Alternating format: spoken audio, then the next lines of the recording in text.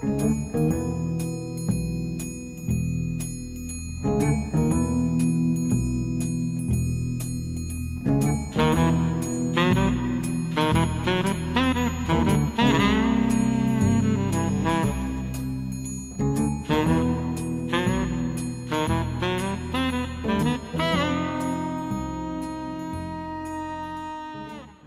taas, head saatekuulajad. Saates osalevad elektriinseneri õppejõud Andres Saukas ning saadet juhin mina, Maarjo Maripuu, tuntud sisulooja ja suunamudijana konservatiivne mõtiskleja ja uudisteportaali eesti.com toimetaja ning saatejuht. Tehnokrat alustab.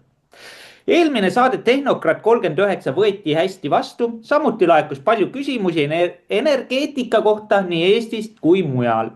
Jätkame tehnokraatlike teemadega, nii et täna siis sellised küsimused. Kuidas Saksamaa plaanib elektrihindu veel tõsta? Kuidas toimub tuuleenergia reklaam Euroopas? Palun, Andres. Tervist, mõistust ja tarkust soovin alati ja hakkame jällegi oma alateadvust, teadvust ja üliteadvust lahti pakkima. Mul on ka küsitud uuesti ja mitu korda, mis me sellest alateadvusest ja teadvusest ikka teeme, me oleme ju niigi targad, aga see on lihtsalt loodusseadus. Vaadake, õhtul lähete magama, kui te päeva ajal olete teinud mingisugust palju tööd midagi. Aju tahab puhata ja aju unustab ära kõik. Ja sellepärast meil ongi ajuvabadus on nii, nagu öeldakse, puhastumine. Ja kui me ei korda uuesti üle, siis ta on meelest läinud. Ja praegult on mul ka küsitud, enne kui me hakkame neid Saksamaa asju küsimusi on küsitud nüüd selle sõja kohta Ameerika ja Venezuela. Mis asi see on? Vastus on ülimalt lihtne. See on nüüd eelneva sõja lõpp. Ja mis eelnev sõda siin on? See on ju see Ukraina nõnda nimetatud täiemahuline sõda, millest ma aru ei saa, kuna ma olen tehnokraat. Kui on täis pudel, siis on täis pudel, kui on maht on täis, siis peab olema üleüldine ja suur rünnak või midagi, aga ta on osaline nagu operatsioon, väiksed või suuremad need ära võtta ja geopoliitiliselt need, ütleme, oblastid ära võtta. Ja enne seda, enne seda oli ka veel üks sõda, kui te mäletad, oli COVID. Igaüks sai nuia, siin kohvikupidajad ja kõik pidime neid näolappe kandma ees ja ei olnud veel vaja panna neid kirsa või neid jalanartse näo ette. Ja kuidas sellega lahti tehti müügid ja lennundus ja turismindus, kõik läks sassi seisma ja kuidas see lõppes? Lõppes jälle Ukraina sõjaga. Ja kui mäletate, esimesed, kes siia tulid, kohe meil olid veel Eestis siin vaktsiinid, kõik süstid tegemata. Ukraina pagulastele ma ei ole üldse kuulnud, et keegi oleks vaktsineeritud. Tähendab, ta oleks nagu teisest tõust või loomaliik või ma ei oska öelda. No ja nüüd see ongi ära ja kui niimoodi ettepoole veel minna, siis näete, igasugused sõjad lõppevad ära. Ja siis on teine küsimus ka, et aga miks neid sõdu peab olema? Selle kohta Stanislav Leks on selline hea aforismimees, ütles, kui ei oleks maailmas ebanormaalsust, oleks maailm ebanormaalne. Mõelge, kuidas tahate selle, mulle see lause meeldib. Kui kõik oleks normaalsed, mis siis oleks, me oleks lollid, me ei viitsiks laisad, ja ta pani selle punktiga paika. Nii, ja lähme siis nende küsimuste juurde. Siin on nüüd küsimus, kuidas Saksamaa plaanib elektrihindu veel tõsta. Mõelge, kas see sobib ka meil siin mõelda sellise asja peale? Ma arvan küll, sellepärast mõelge, me tahame alati kellegi moodi olla. Meil ei ole seda eestlaste sees seda kommet, et keegi võiks meie moodi olla. Et me ühineksime, moodustuksime väiksema sellise vabariigi ja kõik mõni tahaks ka meie moodi olla. Meie taha väiksema Islandi moodi ka olla. Ja näete, siin nüüd on see, kelle moodi me võime nüüd olla, need rohelise gaasi kvoot. Nii plaanib Saksamaa valitsus bensiinihindu taevasse ajada. nii, hakkame siis vaatama. Energiakulud Saksamaal pole veel piisavalt kõrged. no mõelge, meil on nad piisavalt kõrged või on veel maad. ja kantsler Friedrich Merzi juhitud föderaalvalitsus on leidnud uue viisi, kuidas kasutada kliimakaitse rohelist varju. vaata siin NATO vihmavari kaitseb meid juba niigi, aga nüüd on veel roheline vari ka tuleb juurde. vaata, ühes käes on siis see 2 vihmavarju või. kõigile lisakulude tekitamiseks ja Saksamaa majandusliku konkurentsivõime edasiseks nõrgestamiseks. lahendus, need on jutumärkides, kannab nime rohelise gaasi kvoot. vaadake, meil tulevad ka kvoodid ja peale kvootide on veel parem sõna, on limiit. ma mäletan, sai ka siin, kui see Nõukogude Liit hakkas lagunema, oli bensiiniautodel oli kanister bensiini kuu peale ühe kuu ajaks. sellele trükiti see tempel, löödi tehnilisse passi ja oligi limiit täidetud ja tahtsid selle 20 liitriga ja sapikas oli, siis mõtlesid, kuhu poole sõita, saad sealt tagasi või ei saa tagasi. mitte keegi ei ole, bensiinijaamad on lahti, küsib auto tehnilist passi, vaatab, ohoh, siin on tempel sees, kõnni minema. ja näed, siin me oleme jälle ajaloost tagasi, kvoodid ja limiidid tulevad. ja näete, need parteid, siin 3 tükki, need tähtedega ma ei hakka nüüd ette lugema, 3 parteid või 2 tükki jätkavad rõõmsalt oma tsentraliseeritud, planeeritud seiklusi Saksamaa arvelt. näete, Saksamaa, nagu ma ühes saates ka nad siinsamas tõlgivad, Saksamaa, Eestimaa on rahvas, mitte valitsus. seal oli see riigi definitsioon on rahvas, see maksumaksja õigemini. nii, ja vesinikumajanduse rohelise utoopia, mis on juba piisavalt ümber lükatud, laiendamiseks peaksid kõik oma taskuid rohelise gaasi kvoodi abel sügavamale kaevama. vaadake, siin on hea, taskud peavad nii sügavaks teha ja juurde õmblema, kui auk tuleb sisse, siis saad sinna neid panna. ja paberil kõlab see muidugi teisiti, nad tahavad isalikult kohustada ettevõtteid Saksamaa gaasivõrku üha enam keskkonnasõbralikke gaase suunama. vaadake, punasega panin, milline on see keskkonnasõbralik gaas ja milline gaas ei ole keskkonnasõbralik. kuna ma olen tehnokraat ja keemiat natuke lugenud, võtame Mendelejevi tabeli, kui need gaasid kõik ja need tahked ja muud vedelikud, kõik on meil siin maakeral olemas, tähendab, nad on sellele keskkonnale igal juhul sõbralikud. muidugi meile, imetajale, loomale muidugi uraan ja see muu kraam ei sobi, näiteks need mürgised, see mürgitab meie keha, aga taimedele ja muudele energiatootjatele, autodele, ma arvan, et see banaaniõli, mida lisatakse siin diiselkütusele, ei ole küll ette nähtud mootoritel, aga noh, ta põletab nii nagu kõik gaas ka põletab. ja näete, siin on nüüd keskkonnasõbralik gaas. Nad ei seleta lahti, mis asi on keskkonnasõbralik gaas, lihtsalt kirjutame ja viskame sõna õhku ja küll nad saavad aru. ja kuna ma olen lollakas selline tehnokraat, siis ma küsin, milline siis see keskkonna ebasõbralik gaas on. nii et toome lihtsa näite, kui ma salaja omaette peeretan, kas see on nüüd keskkonnasõbralik tegu või keskkonnakahjulik tegu ja teen akna lahti, tuulutan toa ära ja kõhugaas tuli.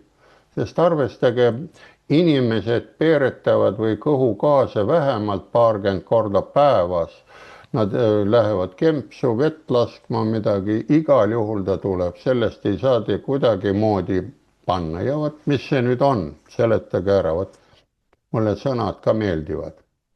suunama, et vähendada heitkogusid. Kui palju kahjulikke gaase föderaalvalitsus ise iga päev paiskab õhku, nad oskavad ka ikka peeru lasta võib-olla, aga ärme selleni lähe. Vaadake siin ilusti Saksa poisid, Report24 News uudised arvavad ka sellest asjast niimoodi.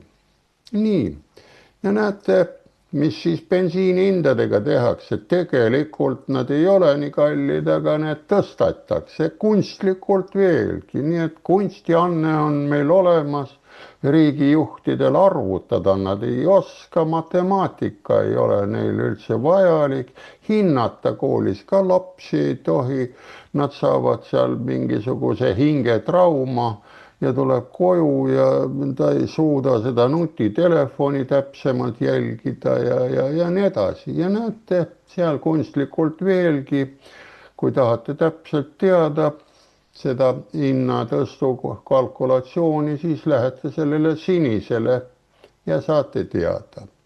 Ja Saksa Majandusinstituudi ja Wuppertali instituudi uuringu kohaselt peavad kaheliikmelised leibkonnad, need enam ei ole perekond, vaid on leibkond.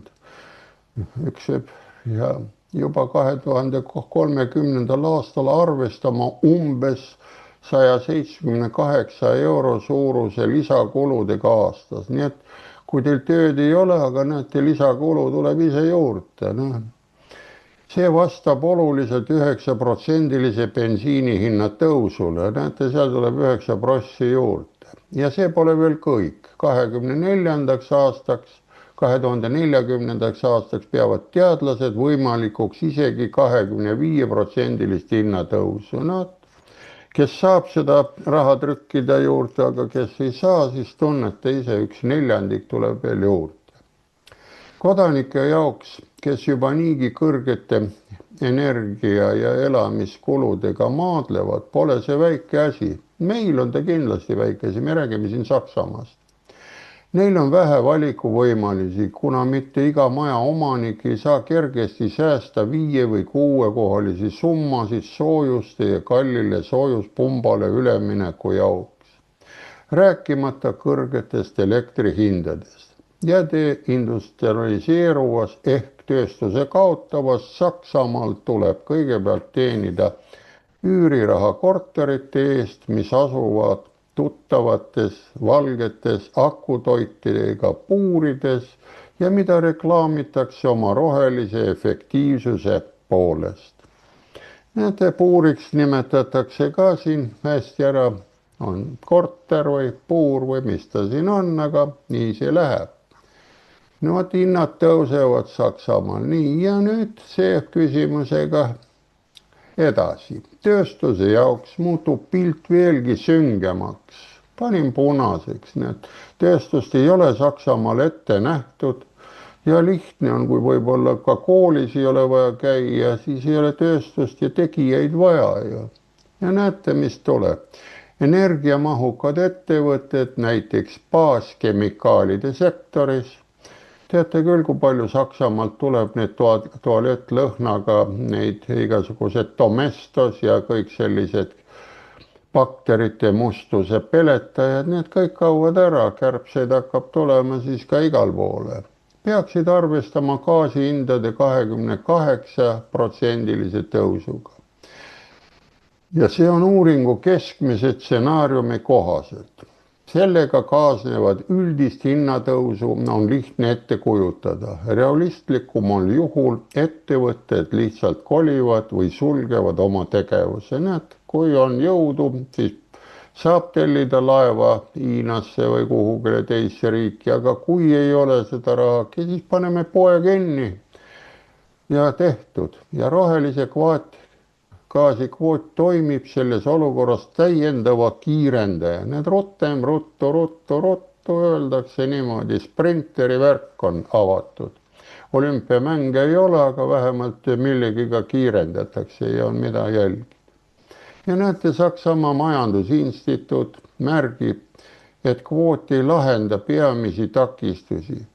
See ei edenda jätkusuutlikke investeeringuid ega vesinikumajandust. Vastupidi, see takistab vesiniku kasutamist tööstuses. näete, vesinik tahab mida? Ma olen siin saadetes ütelnud, kõvat energiat. Vesiniku toota võib vabalt tuumaelektrijaama juures, kuna tuumajaam peab töötama 100%-lise võimsusega, kui on, või poolega, kui paned, oleneb, mis see aastaaeg on. Ja kui ta paneb täis tambiga, nii palju ei taha, siis vesinikku saab seal keeta küll veest välja. Ja näete, kõrged kulud, mingit mõju ei ole. Me oleme seda kõike varem näinud, kirjutab Saksa seesamane energiaaruanne. Arvestades kõrgeid tootmiskulusid, mida Saksamaal tahtlikult ja pidevalt suurendatakse, see eesmärk on muuta energia taskukohaseks, tundub kogu vesiniku hüppe absurdne. Mis alles jääb? Veelgi rohkem bürokraatiat. No meil on ka bürokraatia ametnikke, on päris üksjagu elanikkonnast, kes valitsuses ja kontorites töötavad, nii et need tõestavad küll siin eraettevõtlusele, et nemad ka maksavad riigimakse, aga ta saab riigilt palka ja siis mingi väikse jupi annab tagasi, siis tema on riigimaksja. Ta ei ole see. Ametnik on riigi kõige parem, no mina nimetaks annetaja teiste sõnadega, et ta saab riigilt annetusi nii suures koguses, et ta võib seda tagasi maksta. Nii, ja need arvestades tootmiskulusid, mida Saksamaal tahtlikult ja pidevalt suurendatakse, sest eesmärk on muuta taskukohaks, tundub absurdne. Mis alles jääb? Bürokraatia, veelgi rohkem regulatsiooni, läbi ja lõhki, plaanimajandus. Jõudsimegi Nõukogude Liitu tagasi ja siin ei ole mitte mingit vale mõtlemist, proovin teile ikka tehnokraatlikult mõtlemist. Plaanimajandus oli Nõukogude Liidus ja kuna tehti Euroopa Liit, seal ei ole ka riikide liitu, nimetatakse riikide liiduks, sest vaadake, tema lipu peal peaks olema iga riigi kohta oma viisnurk. Alustati, aga kui tuleb nüüd juurde keegi või juurde ei panta ühtegi viisnurka. Nii et liit jäi nii, nagu ta oli ja need kamandavad ja rohkem jäigi nagu reklaamplakatiks või kuidas teil on. Ja plaanimajanduses seal reklaami ei ole vaja, seal tõstame kvoote, loeme 5 aastaku plaan 4 aastaga ja need asjad kõik toimivad. Rohkem plaanimajandus, rohkem kulusid, vähem tulevikku, selle eest Saksamaa seisabki.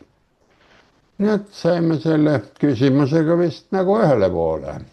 Läheme siis edasi. Teine küsimus oli, kuidas toimub tuuleenergia reklaam Euroopas. Vaatamata kõikidele ohtudele, see on pealkiri, Euroopa Liit edendab tuuleenergia laiendamist tihendas koostöös rohelise lobigrupiga. Vaadake, lobigrupp, mis see tähendab, see on reklaamiagendid, tehnokraat ei ole midagi. Ja nüüd ma olen kuulma hakanud rohkem, kuna Tallinnas see linnapea on nagu tehnokraadina erialalt ja valiti sinna linnapeaks, siis on hakatud rääkima, et need kõik ümberringi Euroopas on tehnokraatlikud valitsused ja nii edasi. Unustage ära see tehnokraatia alavääristamine. Tehnokraadil on selline asi, ta võib teha ühe asja, paha või hea asja valmis, aga ta ei müü seda, ta ei oska müüa.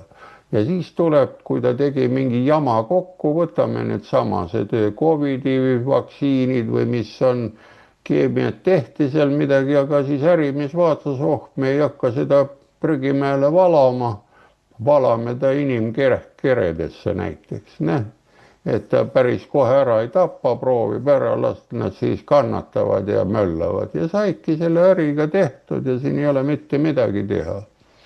Nad ei räägita mitte midagi, miks ma seda toonitan, enne Covidit oli ju, nimetati Venemaal oli üks selline huvitav mürk oli nagu ka, millega nagu tapeti. Aga näete, mulle endale ka ei tule ta meelde see nimi. oli nagu neid teisiti mõtlejate peal katsetati. Need olid Vabandust, Novitšokiga või mingi nihu? jah, Novitšok jah, et uus kraam ja pandi selline hea nimi ja nüüd on Staritšok võib-olla varsti tulemas välja, nii et asjad toimivad ja siis tuleb jälle, ring tuleb peale, väga õige, need toetasid ära, sest nagu ma ütlen, see mälu ja märk liigub. Nii et lähme siis edasi, näete siin need tornid seisavad, seda näete ise. Ja tuuleenergia lobi hoiab tihedat kontakti Euroopa Komisjoniga. Näete, reklaamiagendid, Euroopa Komisjon on koos. Me võime siin nutta või naerda, võime siin kamandada ära, kui meie komissarid seal, ütleme 5 või 6 või palju Eesti poolt on, ühtegi sõna ei võta, istuvad ära, ma olen näinud ka sealt Euronewsi pealt, mitte Report News, on parem 24, aga Euronewsis istuvad ja suhtlevad, küll on see sõda ja küll see on ja teine, aga sõda on, nagu siin oli juttu, ebanormaalne olukord, millega lõpetatakse teine sõda ära. Ja komisjonis on need Euroopa Liidu läbipaistvusregistri andmetel on ainuüksi organisatsioon Wind Euroopa pidanud komisjoni esindajatega juba 138 kohtumist. Näete, see on suur firma, Tuule Euroopa või Vend on tuul, Euroopa on Euroopa tuul, on firma nimi, 138 kohtumist, et paneme sinna, paneme tänna ja moositakse ja ise teate, kuidas äri käib ja õhtusöök ja nii edasi. Ja lisaks toimuvad kohtumised Euroopa Parlamendi liikmete, näete, parlamendi liikmeid on meil ka olemas, ja teiste lobistidega. Tuuleenergia halastamatu laiendamise varjuküljed mängivad nendel kohtumistel tõenäoliselt sama vähe rolli kui meediakajastuses. Näete, nad seal vestlevad ja või mida nad teevad, sellest ei kajasta ei meedia ega miski, aga kui ütled, et on vaja kusagil sõda üles künda või minna kuhugile midagi tegema, seda siis osatakse nii hästi serveerida, et haiseb küll pahasti, aga süüakse. Mängivad vähe. Report 24 peatoimetajate, näete, Florian Machl annab täna Euroopa Parlamendis ettekande. See kuupäev oli ka, vaadake see ettekanne ära. Peatoimetaja, see inimene on ikka see, nagu ütleme, see alternatiivmeedia, see Report 24, see nii laialdaselt ei panta välja, aga nad koguvad ja töötavad seal. Mis heidab valgust sellele, mida selles küsimuses avalikkuse eest varjatakse. Näete, Vabaduspartei parlamendi liige Gerald Hauser lööb 14. novembril, et see on tagasivaade, aga küll need uudised jõuavad meile ka pool aastat hiljem, sellepärast me ei hakka siin nii värskust taga ajama, see Gerald Hauser on siin eelmistes saadetes ka olnud pildina ja ilma pildita, kuidas ta võitleb nende aku suurte metsaraiete ja muude vastu. Ja näete, ütleb Häirekella, tema sõnul oli ainuüksi lobiorganisatsioon Wind Euroopa juba pidanud 137 kohtumist Euroopa Komisjoniga, lisaks toimuvad edasised kohtumised parlamendi liikmete ja teiste lobistidega, kes seda teemat käsitlevad. See näitab selgelt, kui tihedalt poliitika ja tööstus on omavahel seotud. Need kohtumised ei ole juhuslikud, need on osa süsteemist. Nüüd hoiatab Hauser. Need vaadake, kui te mõtlete kaasa, et mingisugune lause tuli välja, kohe proovige alati küsida, miks ja kellele see on kasulik. Siis te ei lähe endast välja, hoiate oma närvikava ka paigas, sest näete, need on osa süsteemist. Kõik, mis meie ümber toimub, on süsteem. Aga milline on ta meile kasulik ja kellele see kasulik see süsteem on? Nii et mõelge. Nii et siin meil on see raha annetamine oli meil kasulik siin Lehtmele ja Slava Ukrainale ja aga seal oligarhid võtsid ära ja vaatavad sama lihtsa näoga naeratades, et lollidelt tulebki raha ära võtta ja nad teavad seda vanasõna, see on igas keeles olemas, olgu ta hiina, vene või inglise keeles. Ja on ka inglise keeles väga hea itimehed, kui kunagi hakkasid, oli öelda endale mine, go home ehk minu mõistus tule koju, aga ei ole seda vaja, solvan, kui ma ütlen mõistust ja tarkust teisele. Nii, lähme siis järgmise lehekülje peale ja läheme. Ja läbipaistvusregistri pilguid näitab, et hiljutiste värskenduste kohaselt on juba registreeritud 138 kohtumist komisjoni esindajatega. Parlamendi veebisaidi andmetel on ainuüksi sel aastal toimunud ka 10 kohtumist Euroopa Liidu parlamendi liikmetega. Näete, kas Eesti poisid ka seal on või nad on sellest filmist Eesti poisid, tulge koju, saate jõuluks koju ja nii edasi. Et see ei ole oluline teema, millega seal vestelda, aga ka mõned kohtumised erinevate teiste energia, kliima ja tööstusorganisatsioonidega.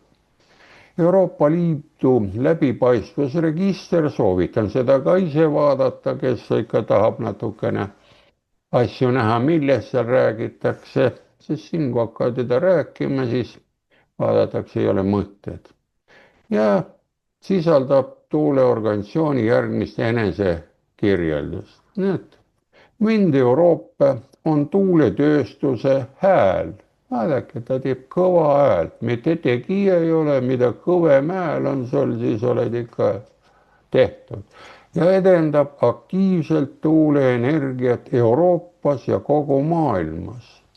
Ühingul on üle 600 liikme, sealhulgas tootjad, näete on liikmed, kellel on juhtiv osa globaalsel tuuleenergiaturul.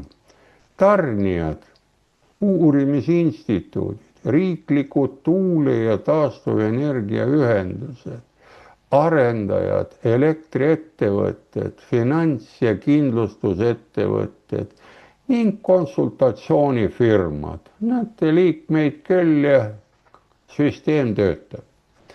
Lisaks väidavad nad, et viivad läbi uuringuid ja kampaaniaid tuuleenergia eeliste propageerimiseks ning kummutavad müüte kindlate andmete ja analüüsi põhjal.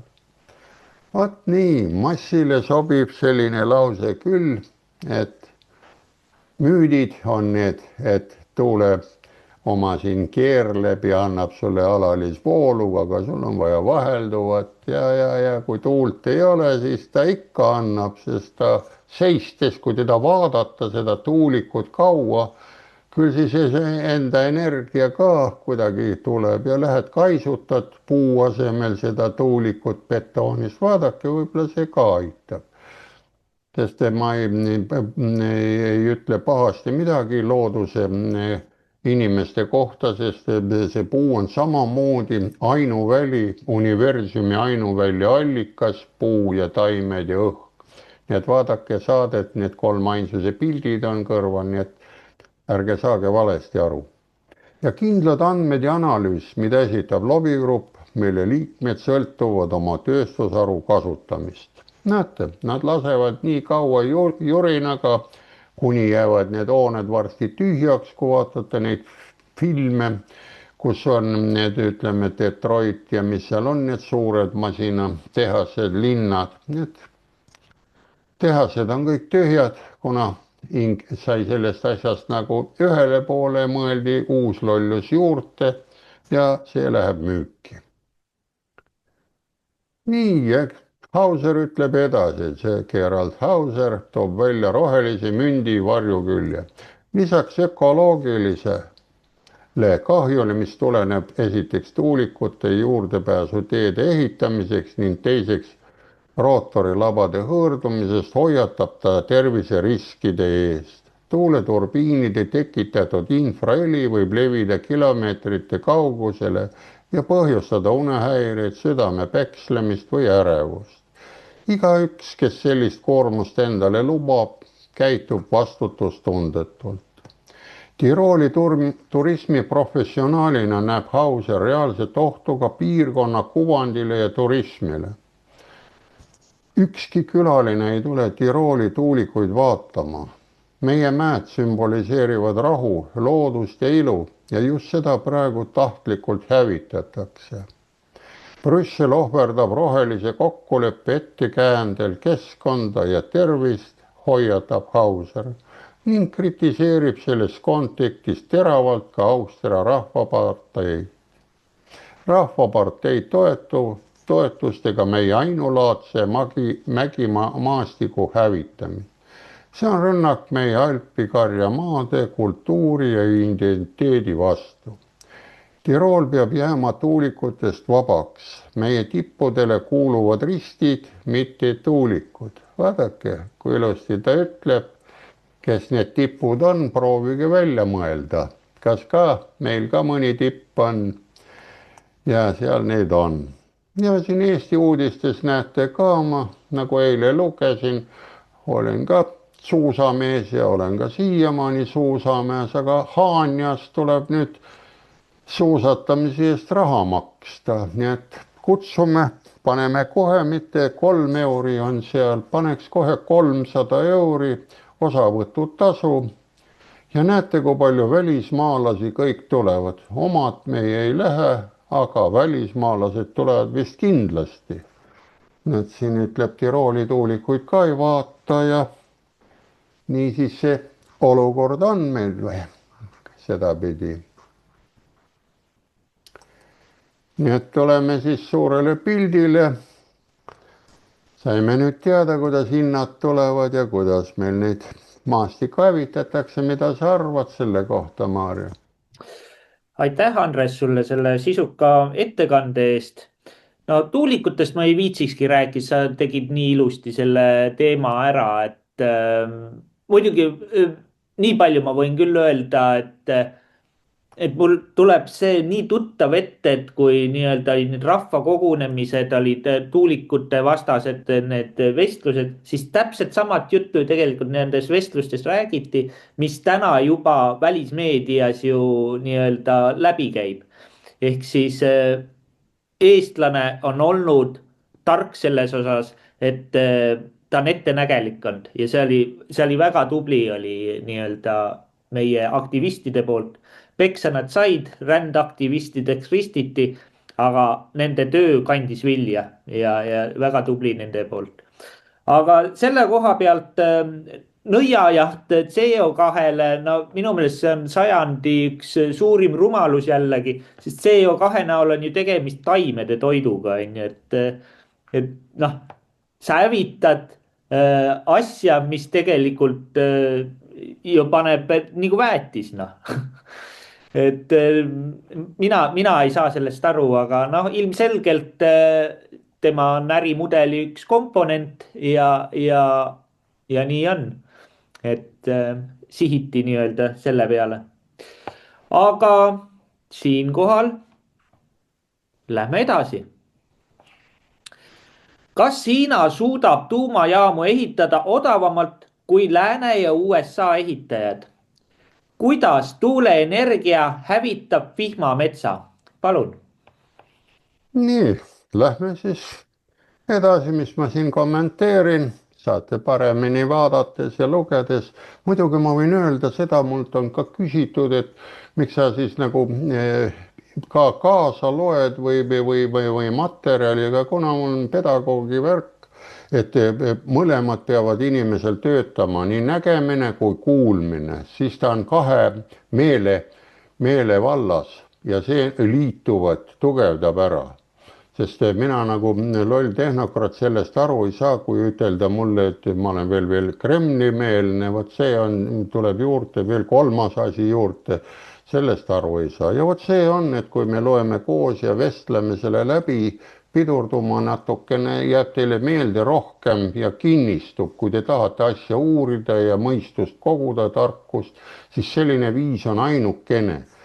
Et väike kommentaar ja väike ja ootaks muidugi teilt ka neid kommentaare ka rohkem vaatajatelt küsimusi selliseid ja las ta olla valusad või kerged, ärge häbenege, sest me saame asjale pihta.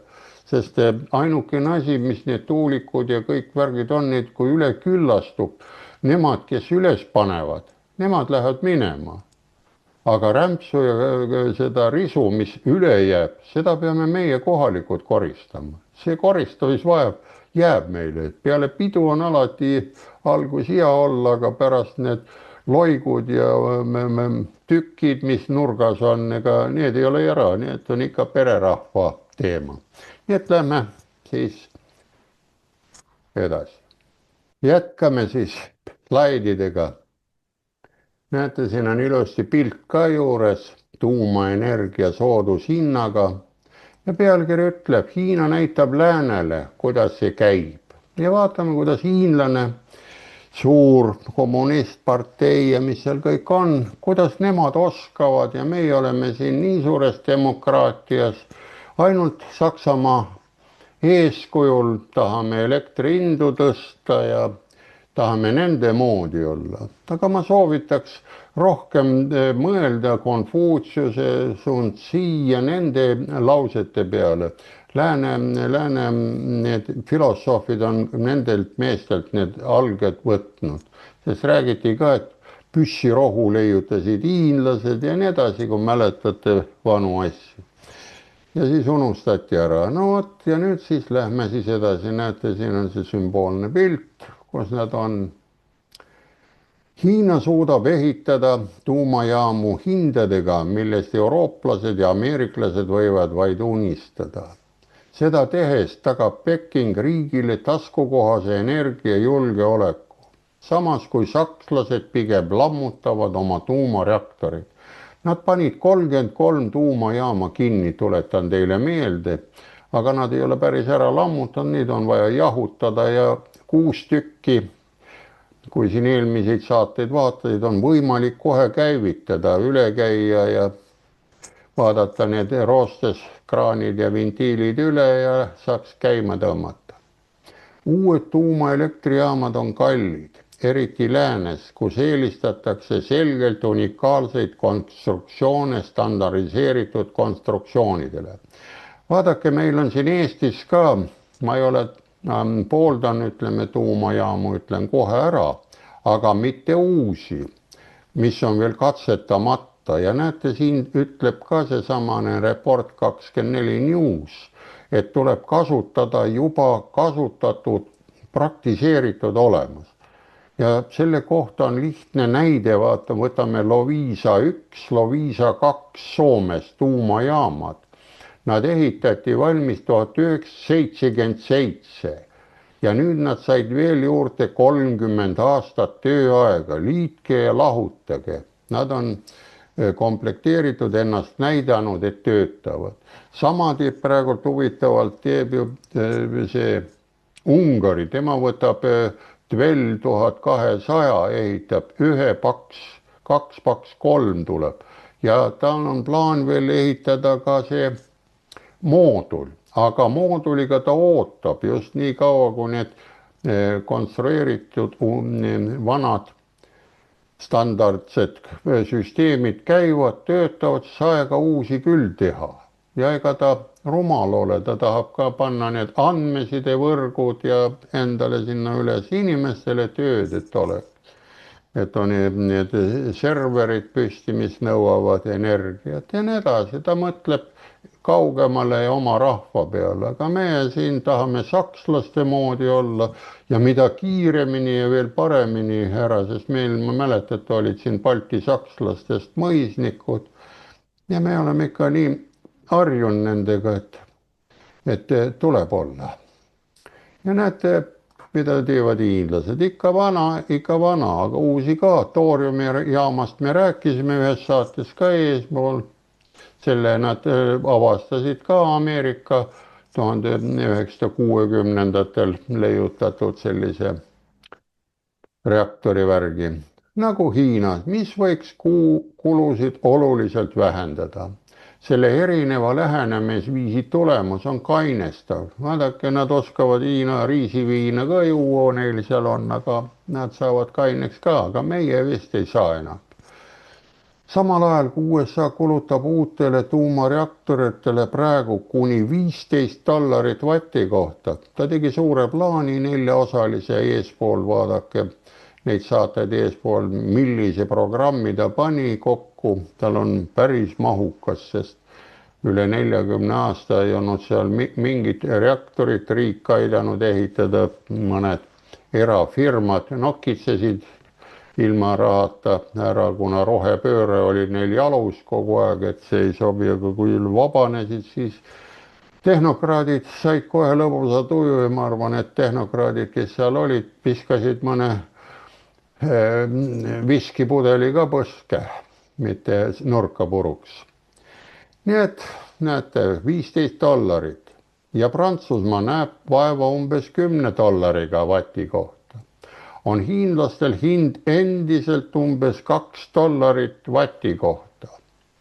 Ajakirjas Nature tasuline, aga illustreeriva graafiku leiab ka Roosevelti instituudist. Näete, siin on see alternatiivkanal, on see Report 24, ma kontrollin neid algallikaid, nii et võite üle vaadata, sest näete, ütleb ka, et kui sealt hakata otsima, siis peate raha maksma, teil ei ole, aga kui on, siis saate Roosevelti instituudist. Teilest ma olen rääkinud, on Petersoni nimeline instituut, on pie.com, kui lööte sealt, saate ka väga palju infot.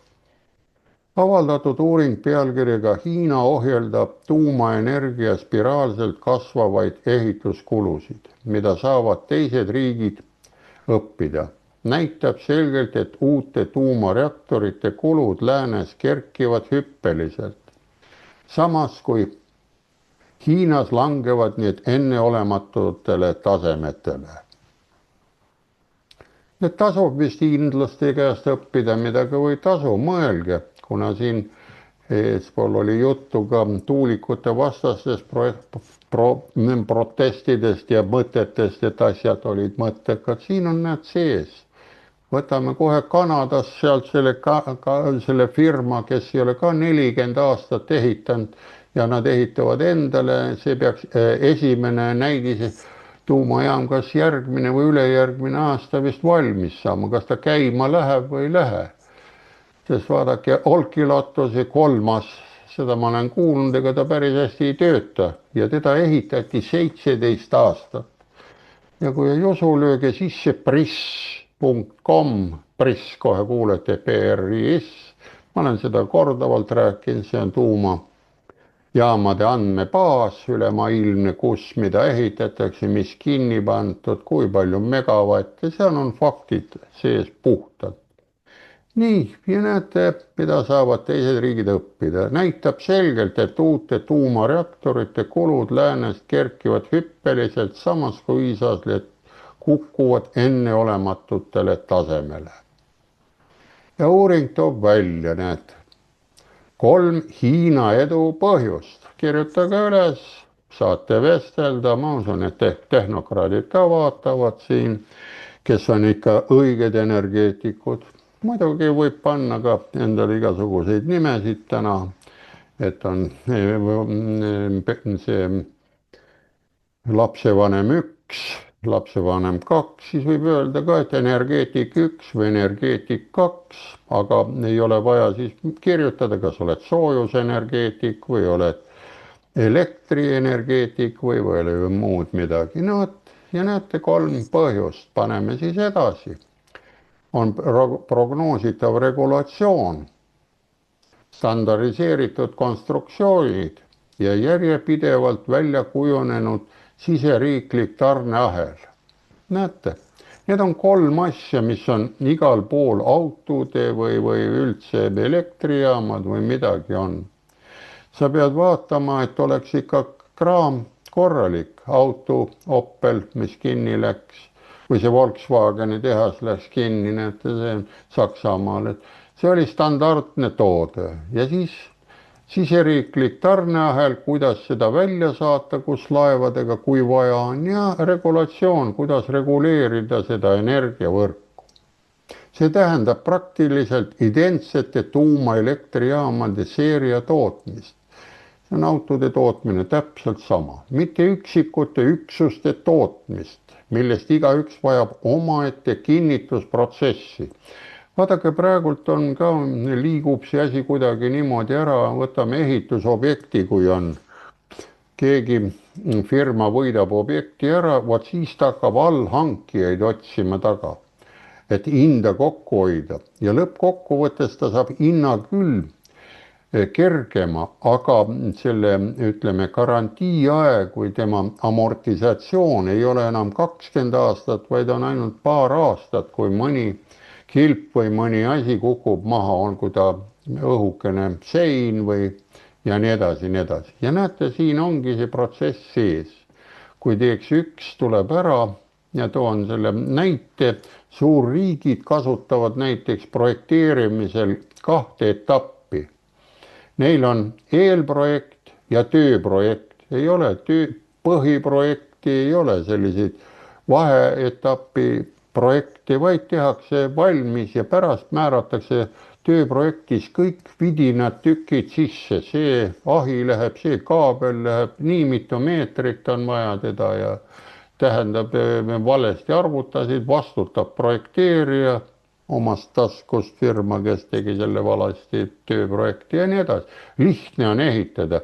1 aasta tuleb projekteerimisele juurde, ütleme niimoodi maanteel, aga tuumajaama seda projekteeritakse ju päris mitu aastat, kohe 2-3 aastat ja nii edasi. Aga kui on olemas nüüd selline seeria tootmise konstruktsioon on olemas, et see tehas toodab neid, siis on asi paigas. Ja näete, läänes näib aga moto olevat. Miks teha asja lihtsaks, kui saab seda teha keeruliselt? No vot, see on moto.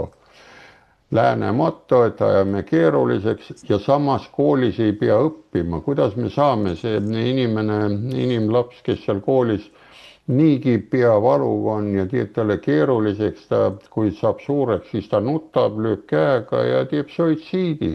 Ta ei saa hakkama, hakatakse tema üle naerma. Sa ei saa nüüd sellega ära, koolis oled 12 aastat käinud ja vot siin ongi probleem. Nii et ärge naerge, mõelge selle järgi, sest tema alateadvust ei pakitud lahti, ta jäi kinnine ja siis hakatakse tema üle naerma, mis on inimesel ära, sest inimene tahab olla nii nagu normaalsed inimesed, vot see moodi oleks sobib, aga mitte lollide moodi ja vot ta ongi niimoodi. No vot vaheb õige. Ja lähme edasi siis, aga enne, kui Hiinas tehnotoopilise pääste teha, tasub asjaolusid lähemalt uurida. Need ütleb, mis seal on siis.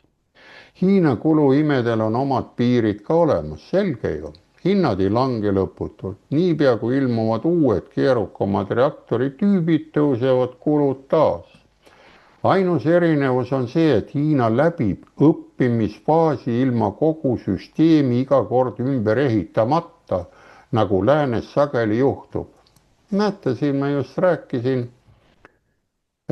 sellest keskharidusest. Nõukaajal, kui mina sain käia, siis oli 11 klassi, nüüd on 12 või palju, tuli kuni 18 aastaseni, pead nühkima seal koolipinki, mitu paari pükse läheb või on juba siis olemas ka sellised nahkpüksid või pampersid võib sinna panna või midagi. Nii et näete, siin õppimisfaas on ümber muudetud, ei tohi, et pea valutama hakkab ja nemad hoiavad oma traditsiooni kinni ja areng läheb edasi. Aste-astmelt astume kogu aeg kaugemale. Nii. Edasi, teine küsimus, näete, kuidas tuuleenergia hävitab vihmametsa, vot see on ka sobiv kuulata ja vaadata siin meil on juba metsi ka peaaegu enam ei ole, kui ülevalt vaadata neid droonide pilte, kui näidatakse. Ja näete, ebaseaduslik metsade hävitamine kliimaeesmärkide saavutamiseks, kuidas tuuleenergia hävitab vihmametsa.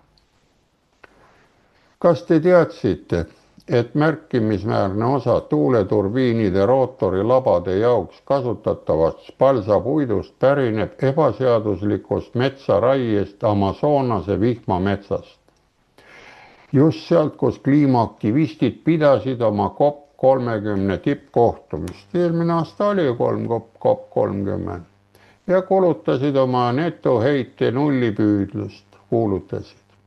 Ei, te ei teadnud seda. Ma arvan ka siin, et küsib kohe see report otse avalikult. Siis on see teava silmi avav teile. Nii et vaadake, kliima ja muu kaitsjad ja siin Eestis on meil metsi vaja, meil olid ka nagu, või on meil sood vaja ainult. Kui aasta alguseks sai teatavaks, et Brasiilia sotsialistlik valitsus oli COP30 kliima tippkohtumise toimumiskoha Belemi viiva maantee jaoks 10 000 hektarid vihmametsa raiunud, oli pahameel laialt levinud. Selle asemel pidada iga-aastast kliimatsirkust olemasolevates rajatites, kus on olemas vajalik transporditaristu, otsustasid nad hävitada veel ühe suure osa meie planeedi rohelisest kopsust, mis on pilvede tekkeks ja seega kliima reguleerimiseks hädavajalik. Aga see on vaid väike kõrvalmärkus, sissejuhatav näide sellest, kui vähe kliimaalarmistid, need röökijad, kliimapropagandistid, tegelikult meie planeedi tulevikust hoolivad. Plats puhtaks, nagu öeldakse. Siin oli meil mingi erakond ka, ütles, et plats puhtaks. No, on seda erakonda veel olemas, ma ei tea. Ma ei ole erakonna liige, aga sellised asjad jäävad meelde. Koristada on vaja ikka vahepeal. Aga kui puhtaks saadi. Sest samad inimesed, kes lendasid eralennukitega pool maailma sellele tippkohtumisele, mille tulemusel hävitati 10 000 hektarid vihmametsa, propageerivad ka tuuleenergia laiendamist kui väidetavat viisi CO2 heitkoguste vähendamiseks. Ja vaata ka Florida Marshali väga informatiivset ettekannet tuuleenergiast Euroopa Parlamendi patriootidele. Kuid asjaolu, et ihaldatud palsapuidu saamiseks rootorilabade jaoks langetatakse lugematu arv puid, ignoreeritakse mugavalt. Veelgi vähem sobib väidetava jätkusuutlikkuse propaganda kuvandiga kokku asjaolu, et märkimisväärne osa sellest imelisest materjalist hiiglaslike rootorilabade kergete komponentide jaoks ei pärine spetsiaalselt haritud istandustest. Saite aru? Mitte istandustest ei tule, vaid pigem ebaseaduslikust metsaraidest Amazonase kaugemates vihmapiirkondades. Keskkonnauuringute agentuur avaldas hukkamõistva raporti. Lugege, see on kõik avalikult, nad on kokku pakkinud ilusti, millest te tõenäoliselt peavoolu meedias kunagi ei kuule. Sealt ma tõlkisin, mitte siin ei ole minu loomingut mitte midagi juures, milles kirjeldatakse üksikasjalikult, kui paljud ekvaatori tootjad ekspordivad palsapuitu tuuleenergiatööstusele, millest 10–70% pärineb ebaseaduslikust metsaraiest. Need tootjad ei kõhkle isegi Yasuni rahvuspargis varem puutumata vihmametsade raiumast. Ja kõik see puidu nimel, mis veel mõni aasta tagasi pakkus huvi vaid väikesele turule. Näiteks modellennukid ja surfilauad tehti nendest materjalidest. Nüüd tänu tuuleenergiatööstusele on see eksportijate jaoks rahaallikas, kuid need, kes väidavad, et tahtvat maailma päästa, on üsna ilmselgelt need, kes seda järk-järgult hävitavad. Meie planeet saab kohanemise ja evolutsiooni abil muutuvate temperatuuridega kergesti toime, nagu näitab maa ajalugu. Kuid bioloogilise mitmekesisuse hävitamine massilisi väljasuremise kaudu, selle sündmused on minevikus korduvalt aset leidnud, on palju suurem ja pikaajalisem murrang. Oma tänapäevase kliimahüsteeriaga põhjustab inimkond pikaajaliselt kahju kui tavapärane äritegevus. ja ta ütleb, tavapärane äritegevus on ju turumajandus, kui ostan ja müün. Aga praegult näete ise, mis need tuulikud teevad, akupangad ja päikesepatareid ja traate ja maste, 330 liine, kõrgeid maste ja kõiki on nüüd juurde vaja. Ja tulemegi siis suurele ekraanile. Mis siin kokkuvõte on? Mul ei ole midagi öeldagi siin sinu käest. aitäh, no siin tsiteerides Greta Thunbergi, how dare you ehk siis ütleme nii, et need suurtöösturid, kes ennem olid nii-öelda siis tehaste tootjad, nägid selles rohepöördes suurepärast võimalust uuesti raha toota veel suuremas koguses ja see oli ka põhjus, miks aplodeeriti nii emotsionaalselt Greta Thunbergile, sest ta juhatas sisse uue äriplaani. Ja nii lihtne see kõik ongi, et jah, nüüd saab see pull läbi ja nüüd suurtöösturid võivad vana teemaga edasi jätkata, siin rohkem midagi. Aga siinkohal oleme saatega ühele poole saanud ja nägemist ja järgmise korrani. Nägemist.